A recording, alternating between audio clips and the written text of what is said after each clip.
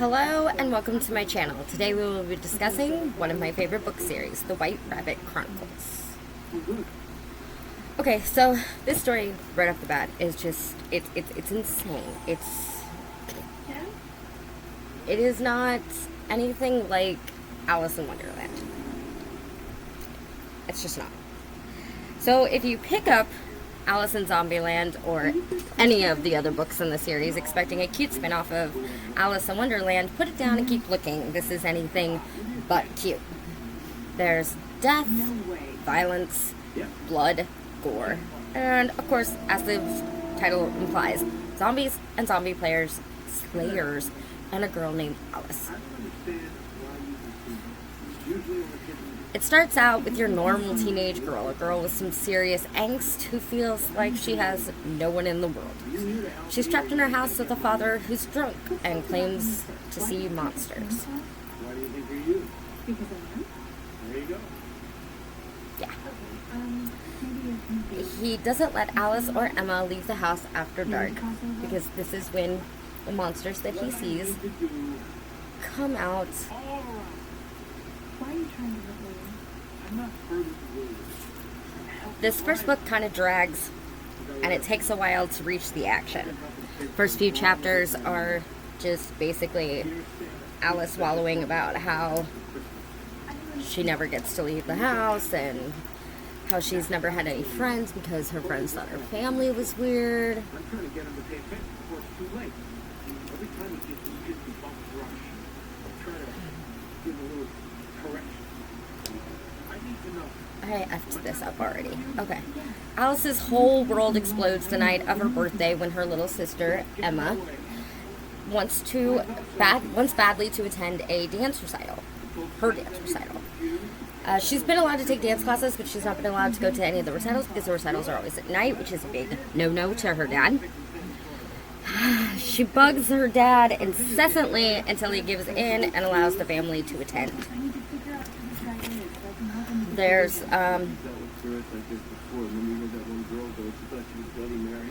which you know as soon as he gives in because, you know, he didn't let them go because, you know, he knew anything bad to happen.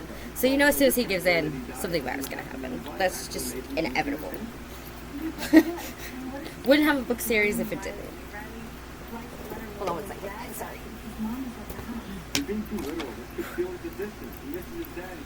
On the way home from her sister's dance recital, they get into a car accident.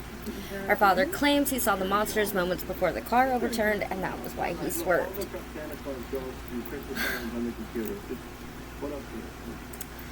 Alice sees her father, mother, and 8-year-old sister horribly killed by the monsters her father told her about, and it's the first time she's ever seen a zombie. Ever. In person. Of course, you know, she thinks she's crazy and she was just imagining it because, you know, that's what her dad told her they existed, but she doesn't think that they exist. Yeah, don't let people get excited. Which, I mean, that's fair. That's very fair. Who would want to believe that? But turns out she's not crazy and they really do exist, but there's, of course, you know, there's trauma, of course. Moving forward after the funeral, Alice, who now insists on being called Allie, moves in with her grandparents and starts a new school. She has an instant BFF in Kat and quickly develops a crush on Cole Holland. I have to interject here. Cole is probably...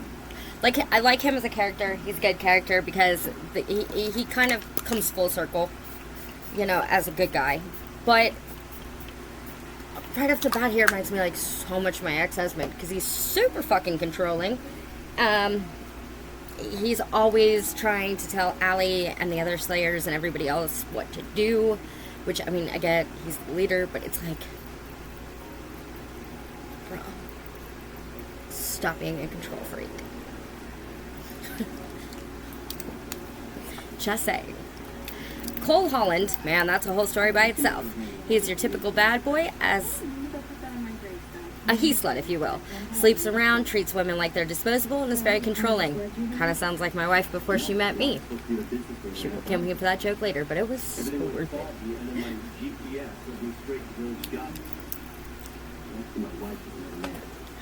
it. Cole finds out Allie can see the zombies and invites her into his inner circle. His inner circle being a bunch of slayers. Now, Cole's problem is that he gets involved with the female slayers a little too often. So, in the group is his ex, and she really doesn't like Allie in the beginning, which I think is amazing because that's another story that comes full circle is Allie and Mackenzie. They end up becoming like really good friends. But I mean, everybody knows you don't mix business with pleasure. Never mix business with pleasure. It's just a bad idea. Kat is the one character you can't help but love. She is really bubbly, funny, and sweet. She's got the biggest ego and love to match. She's in love with Frosty, one of the group that Cole and Allie run around with. She's unaware of the zombies in the first book, but is informed within the second book. She has a life-threatening condition that will ultimately end her life early despite treatments. She and Allie met at the hospital when Allie was there after the accident because, her parents died. And she was there being treated for her injuries and things that had happened to her. And, she, met Kat there and found out that they were going to the same school, and they were just, instant BFFs. So, there's no movie or TV show about this series, so, from my imagination, I feel like Kat is just very vivid, very personable, very out there. It's one of those people that you, like I said, can't help but love.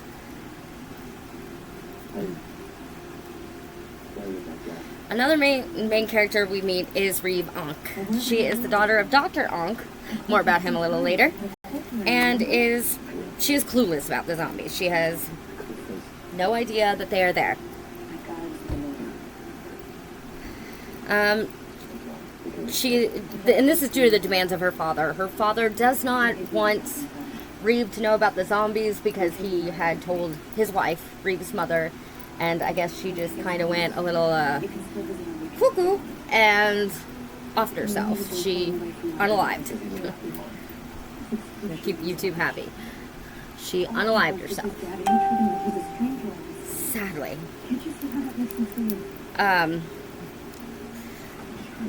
She's in love with Bronx, another from the group of Colleen and Allie's friends, but is forbidden by her father to see him. She doesn't understand this, but tries to move on with another young man named Ethan. Ethan is really not a main character. You don't hear about him a lot. He comes up once or twice in the second book, but other than that, he's not really a thick character. You also meet, at some point, I can't remember exactly where it was because I'm already into the second book, but you meet Justin and his twin sister Jacqueline, and they work for Anima, which is the villain of the story series. You'll hear about them too a little bit, but they work for them, and they're always working against the Slayers and betraying the Slayers, and he does not get along with Cole at all because he betrayed the Slayers, and that got two of his friends killed, Boots and Ducky. We never hear about them. They don't get killed within this storyline. They're already dead by the time that Allie comes into the picture. So you just hear that Cole lost friends, but you don't really get any story from it. We find out that Cole is the leader of a group of zombie slayers. Allie and Cole experience visions which no other slayer has, and it pisses Mackenzie off like crazy because she's, throwing herself with Cole all the time trying to get him back, and he obviously does not want her because, like I said, he treats women like they're fucking disposable, which is my main purpose for hating him, but also loving him. As a character, I think he's great. I think his redemption arc is fucking amazing. I think Mackenzie's redemption arc is fucking amazing. But anyway, so right off the bat, Mackenzie and Allie they have drama. They have issues. They don't like each other. And the visions just throw a whole nother aspect into that, because Mackenzie feels like she's using some sort of like freaking voodoo power, I guess, to make Cole like her best. Which honestly, in the first book, I would like a dog better than Mackenzie, because she's an absolute twat. Sorry, YouTube, that's probably not appropriate language, is it? Anyway. They use bloodlines to protect the homes of their loved ones. The bloodlines are a great thing. They do, like the zombies, they can't go through the bloodlines. It stops them. It hurts them. It zaps them. It's like an electric fence for your pet. It zaps them. Allie is the only one who can see said bloodlines, even in human form. And that's a good thing, I guess. In this series, zombies only exist in the spirit world. They hunger for the main thing that they lost, which is life. They eat spirits, and whatever they do to the spirit manifests in the flesh, causing infection, which spreads. The city is aware, obviously, that people are infected with this thing, but they call it putrefosis type thing, to keep the public from panicking, and that's basically just saying they don't know what the fuck. They don't know what the fuck is happening.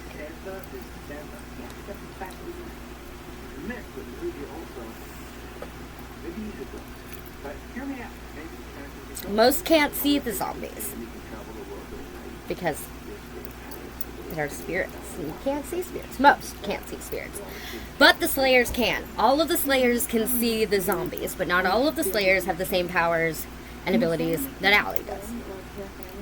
Because it wouldn't be a story series if everybody was exactly the same. Like, the whole main focus is Allie, so of course she's going to be the one with only special powers.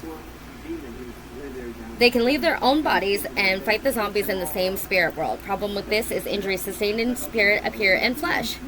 There's an antidote for zombies, but will only work if administered right away. Allie's little sister Emma is now a witness and creates rabbit clouds to warn Alice of impending zombie outbreaks. At the end of book 1, Alice's grandfather dies and becomes a zombie. Cole has to ash him because Allie can't bring herself to do it.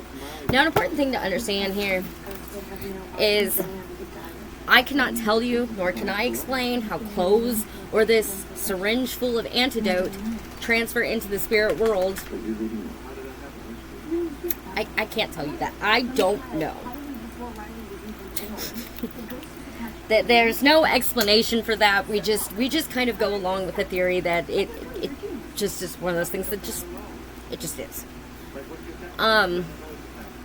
It is also important to note that all Slayers can call fire to the tips of their hands, which allows them to ash zombies.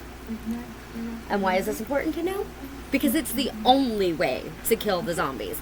You can cut their heads off, sever their heads, you can stab them, you can cause them injury. But it doesn't kill them, it just slows them down. It just slows them down. You cut off the whole head and they're still going. You have to burn the bodies with the special Slayer fire in order to stop them. Otherwise, you're toast. And they love human toast. Clearly. Book 2, Through the Zombie Glass. Honestly, one of my favorites, except for the fact that it starts off with some bullshit right away. A bunch of girls fighting over a damn boy. I mean, we don't ever seem to move past the concept of girls fighting over boys, especially in young women, in writing. I just want to read one book where girls aren't fighting over a dude. Or make it LGBT friendly and have the girls fight over a girl. I don't know. Like, something different would be nice. Because I was a teenager once, and I never acted like this. If a dude didn't like you, or dude didn't like me, I moved on. Of course, I was also pretending to be straight. But that's not the point. The point is, So the young followers that follow me, my teenagers, don't fight over a boy. It's not worth it. Honestly, he's gonna end up with a receding hairline and working at fucking McDonald's later on. It's not worth it. And I say this from experience. It's not worth it.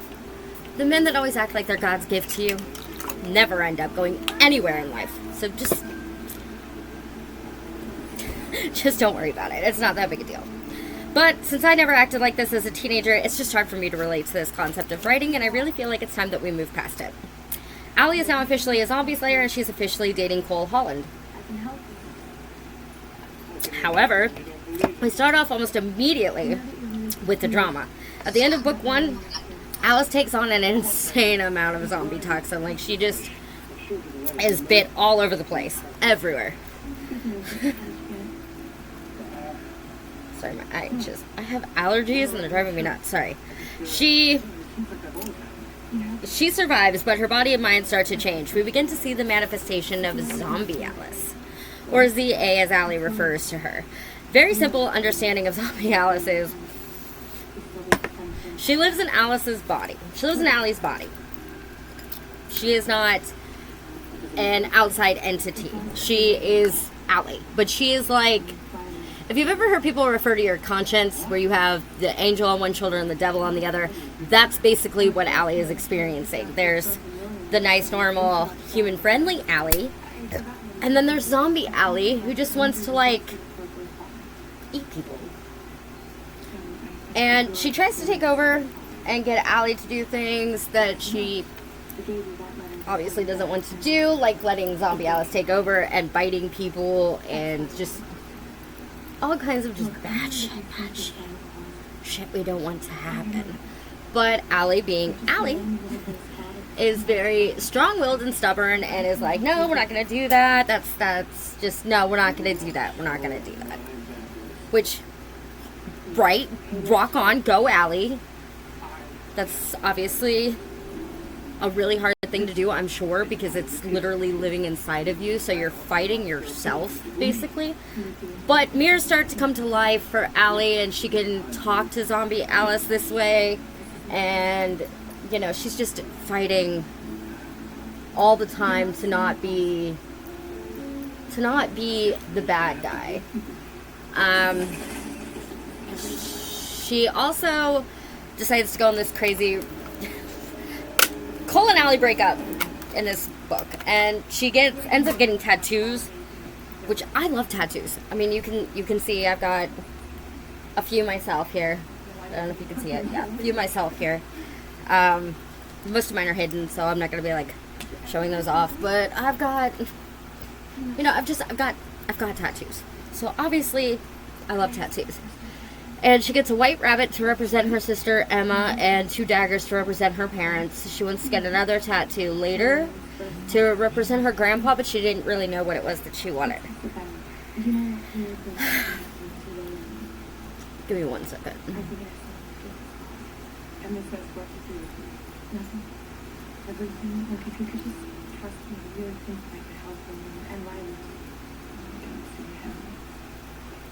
Sorry, that's hard to do. Another twist arises when Allie begins to experience visions with someone other than Cole. And of course it's not a good character, because I hate this character. And maybe I hate him because he interferes with the whole Allie and Cole thing. I don't know. But I don't like him. I feel like he's just there to fuck shit up. He's not really important in any way, to be honest. But this is where we enter Gavin. Another typical he-slut with control issues. Allie is not interested in him, but Gavin persists, which, like, this pisses me off. I mean, I realize that these are older series, like, this is not from this year or anything. They're a little bit older. I've read them a couple of times. However, my issue with this is she says no multiple times. And just automatically, to me, the fact that he continues to persist presents a problem, because what does that teach girls? That if a guy persists enough, you have to give in? No, you don't. You don't. If you don't like the guy and you're not interested, don't let him bully you into saying yes.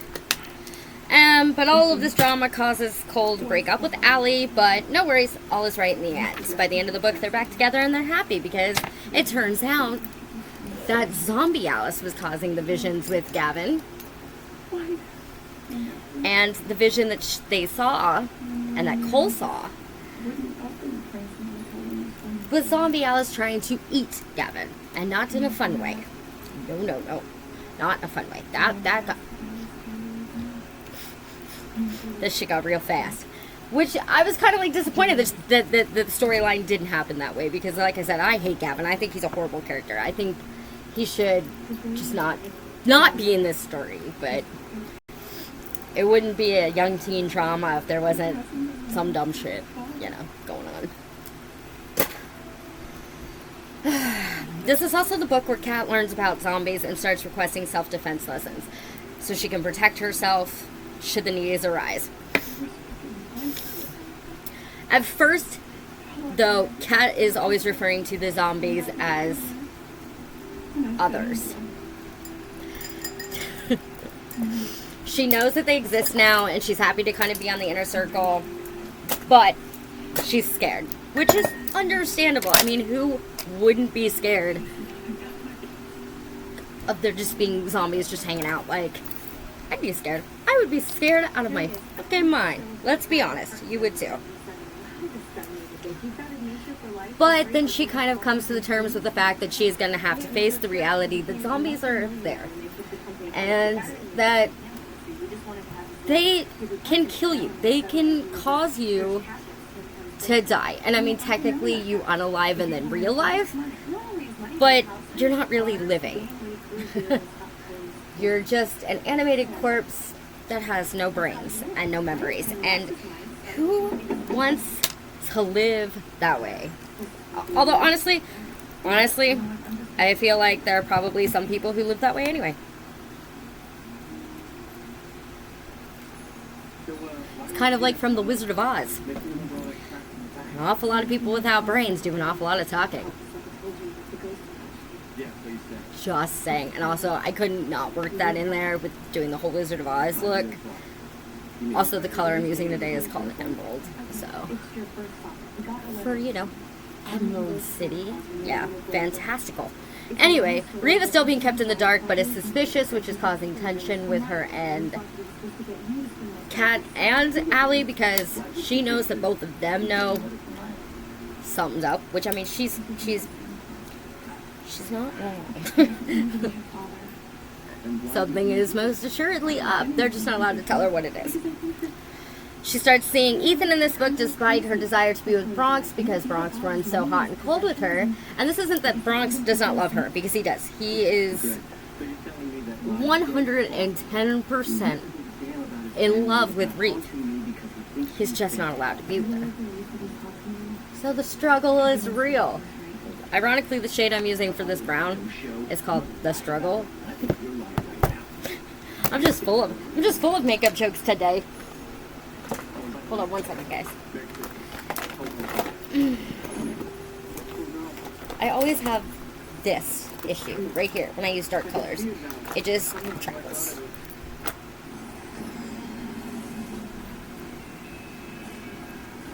So I have to clean it up a little bit. Okay. As Zombie Alice takes over more and more, Mr. On kicks Allie and her grandmother out of his house, although he does not leave them homeless, which of course just pisses Allie off because she did not want him footing the bill after he kicked her and her grandmother out. I think she would have been alright if he had kicked her out, but he kicked her grandmother out, and I can understand, your sadness and frustration with that, because it's an elderly woman and you're just leaving her. Just like, get out. Fuck you, I guess. And that's just wrong. You don't kick out the elderly, ever.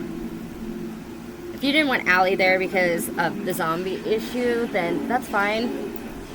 Allie probably would have happily said, okay, yeah, sure, I'll leave. Just thanks for letting my grandma stay. And this kind of makes me not like Mr. Onk, but I also feel bad for what happens to him. This causes tension between Allie and Reeve as Dr. Onk lies to his daughter and tells her that Allie hated living with them and demanded to move out. And this, rightfully so, pisses off Allie. And she decides to go to Reeve after being told this by Kat being told this by Cole and say, no, that's not how this works, I'm sick, blah, blah, blah. She doesn't tell her about the zombies. She continues to respect that from Dr. Onk. And honestly, at this point, like, you kicked me out, you kicked my grandmother out, you've told one of my best friends that I hated living with her and demanded to move out. So I would be like, fuck you, dude. And I would tell her everything.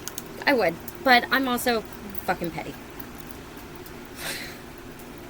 Their friendship is fixed when Allie explains the truth in the best way she can by leaving out the zombies and basically saying that she was sick and it caused her to sometimes have violent episodes and that her father thought it was best that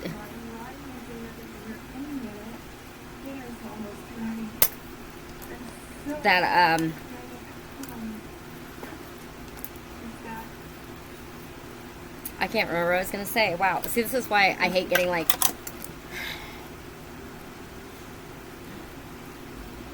Ugh, it's annoying. Anyway. Moving on to book 3. This book really screws with your emotions. Kat dies from the bombing of Mr. Onk's home by Anima, the company that has been hunting the zombie slayers since the very beginning. Mr. Onk is a doctor who helps care for the slayers when they're injured or otherwise, making him as big a target for Anima as the slayers. Lucas, Trina, and Collins are also killed in this explosion. Honestly, though, I feel like everybody was more devastated by the fact that Kat died. Nobody probably fully even acknowledged that other people died in this bombing except Kat. And I 110% respect those people because Kat was like the best part of this book series. She was the comic relief, the happy relief. While these people are out killing zombies and shit, Kat's just over there like, la-di-da. And I honestly think they should have left Kat in. But book 3 is the last book. Except a Mad Zombie Party, but that's in Frosty's point of view, and honestly, I didn't even include that in here because it wasn't good. Didn't like it. Did not like what they did to Frosty's character.